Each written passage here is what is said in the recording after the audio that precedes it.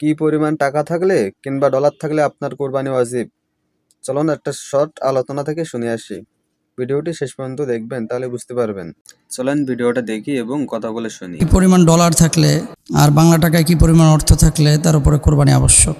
প্রশ্নটি এসেছে আপনার নিউ ইয়র্ক থেকে, যে কত পাউন্ড বা কি পরিমাণ ডলার থাকলে, টাকা থাকলে কোরবানি আবশ্যক। প্রথমত পাউন্ডের হিসাব বলি, যেহেতু ইউকেতে আছি। 400 পাউন্ড হচ্ছে বাংলাদেশি টাকায় প্রায় 64-65 হাজার টাকা। এই পরিমাণ টাকা যদি কারোর কাছে থাকে 400 পাউন্ডের মতো, তার উপরে কোরবানি আবশ্যক। এবং এটা 3 দিন যদি থাকে, 10ই জিলহাজ, 11, 12, এই 3 দিন যদি থাকে তার উপরে কোরবানিটা আবশ্যক।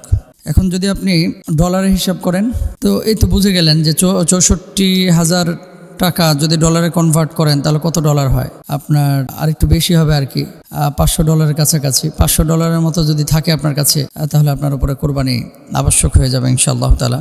কারণ $100 সম্ভবত এখন 108 টাকা নাকি, আমার আইডিয়া নাই, জানা নেই। মানে এক কথায় বাংলাদেশি টাকায় যদি 60 থেকে 70 হাজার টাকার মধ্যে আপনার কাছে থাকে, তাহলে আপনার উপরে কোরবানি আবশ্যক। এটা হচ্ছে রৌপ্যের নিসাব।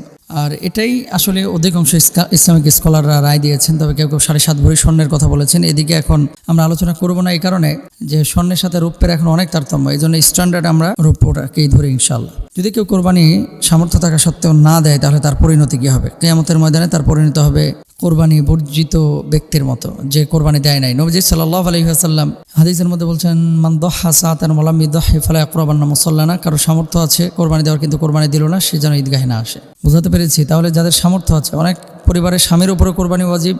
আমি তো মনে করি ইউকের 99% মানুষের উপর কোরবানি ওয়াজিব, কারণ প্রত্যেকেই চাকরি বাকরি করে এখানে, এবং 400 পাউন্ড নাই এরকম মানুষ নাই। তো আপনারা এই দেশে আবার গরিবও নাই, মানে ফকির মিসকিন গোশত দেওয়ার মতোই লোক নাই। তাহলে কি করতে হবে? চেষ্টা করতে হবে ওয়াজিব কোরবানি এখানে আদায় করার, অথবা বাংলাদেশে আপনি টাকা পাঠিয়ে দিতে পারেন, আদায় হয়ে যাবে। নফল কোরবানি আপনারা যারা দিচ্ছেন বাবা মার পক্ষ থেকে, আত্মীয় স্বজনের পক্ষ থেকে সওয়াবের জন্য, এই কোরবানির গোশত আপনারা খাবেন না, এটা পুরোটা বিতরণ করে দেবেন ইনশাআল্লাহ। তাহলে মোটামুটি আমরা বুঝেছি যে কি পরিমাণ অর্থ থাকলে কোরবানি আবশ্যক হয়। এক ফ্যামিলিতে স্বামীও চাকরি করে, স্ত্রীও চাকরি করে, ছেলে মেয়েও চাকরি করে, সবার উপরে কোরবানি আবশ্যক। অথচ দেয় শুধুমাত্র বাবা না, যাদের উপর আবশ্যক তাদেরকে কোরবানি দিতেই হবে, নাহলে আল্লাহর আদালতে তাদেরকে দাঁড়াইতে হবে।